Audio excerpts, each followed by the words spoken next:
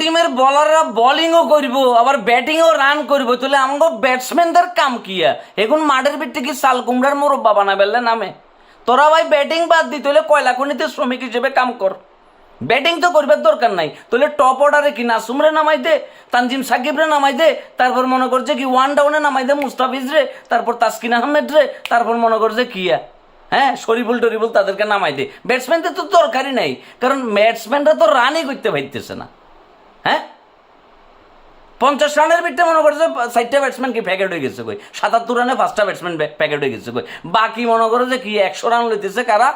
আমাদের কি বলাররা।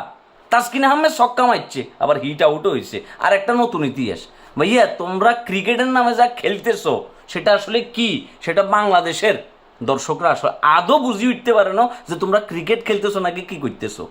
সংবাদ সম্মেলনে বড় বড় গাল গল্প মারা ছাড়া, নেটের ভিতরে ছক্কা মারা ছাড়া তোমাদের অর্জনটা কি? হ্যাঁ আবার সমালোচনা করলেও দোষ, আবার কথা বললেও দোষ। ভাইয়া এ ভাত শামিমা নুরুল হাসান সোহান হাতে গনা কোচিত 1-2টা ম্যাচ ভালো খেলবো, এগুন যদি আবার টিমের তুন বাদ পড়ে তাদেরকে যদি কেউ ঢুকাইতে বলে তার 5 বছরের সশ্রম কারাদণ্ড হওয়া উচিত। এখন আমরা তো বলবোই যে কি সৌম্য সরকারকে নিয়ে আসো, সাব্বির রহমানকে নিয়ে আসো, এছাড়া তো আর কোনো গতি নাই ভাইয়া। হ্যাঁ মানে ক্রিকেট খেলা বাদ দিয়ে তোমরা মাঠের ভিতরে ভাত খাওয়া শুরু করছো। প্রত্যেকটা লোকে তারা পরিবারকে লই গেছে মাঠের ভিতরে খেলা দেখবে, মানে এই যে চট্টগ্রামে পরিবার লই গেছে, সেটাও দোষের কিছু না, কিন্তু অ্যাটলিস্ট পারফরমেন্সটা তো করবা ভাইয়া, পারফরমেন্সটা করো। তোমরা বউ বাচ্চা লই গেছো ক্রিকেট খেলা খেলবে, কোনো সমস্যা নাই ভাইয়া। দর্শকরা যে টিকিট কাটি মাঠে গেছে, চট্টগ্রামের ঢাকার সাইডে যে কি চট্টগ্রামে 10 গুণ বেশি দর্শক হয়েছে, তারা হতাশা ছাড়া আর কি পাইছে?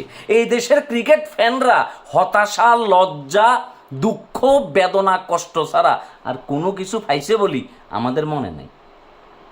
বলাররা ওয়েস্ট ইন্ডিজের টিমরে 165-তে আটকাই দিছে, 165 রানে আটকাইছেন ওয়েস্ট ইন্ডিজ টিমরে, যেখানে তারা হাসতে খেলতে খেলতে 220-30 করে ফেলে। সেই টিমে আবার বলাররাই কি রান করি মান ইজ্জত বাঁচাইতেছে, তাহলে ব্যাটসম্যানরা কার বাল ফালায় বেল্লায় মাঠের ভিতরে নামে।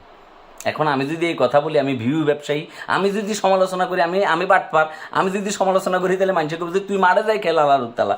তো আমি যদি মাঠে যাই খেলি তাহলে মাসে 8 লাখ 10 লাখ টাকা দিয়ে হেগুনের ফাইলতেছো কেন? এটা কি গৃহপালিত খামার? বিসিবি কি ক্রিকেট প্লেয়ার উৎপাদন কেন্দ্র, নাকি সে বিসিবি কি গৃহপালিত অ্যাগ্রো ফার্ম? কোনটা ভাইয়া? এটা কি অ্যাগ্রো ফার্ম নাকি ক্রিকেট পাড়া? কোনটা এটা? মানে এখানে কাজটা কি? এই যে দিনের পর দিন ব্যাটারদের ব্যর্থতা, তাদের ব্যর্থতা তারা কি দি ঢাকবো সংবাদ সম্মেলনে বড় বড় গল্প দিই, এছাড়া আর কোনো কথা আছে? মানে এমনি করেই তো এই দেশে ক্রিকেটটা চলতেছে, আর ফেসবুকে বড় বড় গালবাজি ছাড়া আমাদের আর কোনো অর্জন নাই। চমৎকার সেরা খেলছো ভাইয়া, এভাবে খেলতে থাকো, এইভাবেই বাংলাদেশে ক্রিকেটটাকে আকাশ ভরা তারা দেখাইতে থাকেন, আর আমরাও দেখতে থাকি যে আপনারা কতদিন যাইতে পারেন। আমরা কঠিন, তরল, বায়বীয় সকল পদার্থবাদ, আমরা দর্শকরা অপদার্থ, নির্লজ্জ, বেহাইয়া, বেশরম। আমাদের লাজ লজ্জা, আয়া পদ্মা, ছায়া, ব্লাউজ, পেটিকুট কোনো কিছু নেই, সেন্টু গেঞ্জি পর্যন্ত নাই। আর আমাদের চামড়া হয়ে গেছে গন্ডারের চামড়া। এই যে এত ম্যাচ ফুডে আপনারা দেখতেই যাবেন। দেখেন আমার তো দান্দা হইতেছে, আপনাদের কি হতাশা ছাড়া কিছু পাইতেছেন? পান্ন জান চুপচাপ এখন ভাতটাত খাই, ভাবির চিল্লা ফাল্লা করবো, মাইতেও পারে, কিন্তু এই খেলা দেখবেন লাই দেখা গেছে ভাবির সময় দেন না, ভাবি মাইতেও পারে, চুপচাপ ঘুমাই যান, কিচ্ছু করবেন নাই। আমি যাই গোসল করতে যাই, প্রচুর ঘামিয়ে গেছি, কয়লা খনিতে কাম করে এসছি তো, ব্যাটসম্যানদেরকেও কাম করতে পাঠাতেন। আল্লাহ হাফেজ।